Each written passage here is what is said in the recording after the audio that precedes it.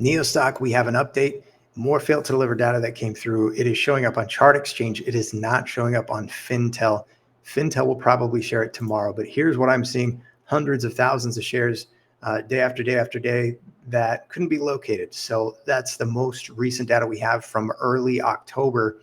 And what happens? Do we see any more big spikes like this 6 million spike, this 5 million spike? We hadn't seen anything that elevated on a single day that was reported since back in November of 2019 and then January of 2020. And that's what caught my attention. If we zoom out and look at big picture overview, I just think it's pretty obvious that if you break this into three different time frames, you've got the one time frame where the stock price, represented by the yellow line, was absolutely in a different position, place, level compared to what we've seen the last 3 years here, with the elevated fails to deliver represented by the white lines. And then also early on with NIO Stock, heavy fails to deliver during that time frame, and obviously a very low stock price.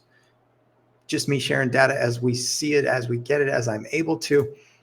I'll be back with more content. There's a lot more to talk about, but because I got this updated data, and this is October 30th, Wednesday morning as I record this. Also, so far today, I think we've only had, we're not quite at 30 million shares traded. That's pretty low volume for NIO. So if there is naked shorting, or there are big firms who want to suppress or keep stock price down, it's easier for them to do when there's less trade volume. And that's why at the bottom of the screen on the ticker, I've got trade volume, fail to deliver, or FTDs, and sentiment, all as having some impact or things that I watch, at least in the short term, for the stock price.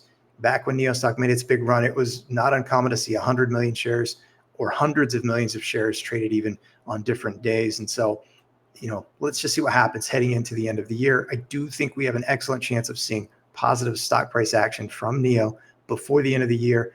But I want to hear from you. I asked in my last video for people to call out, give me a stock price prediction for NIO by the end of 2024. I want to hear from you. I'll be back with more content before you know it, but I wanted to get this data shared and up and out as soon as possible. So have a great day.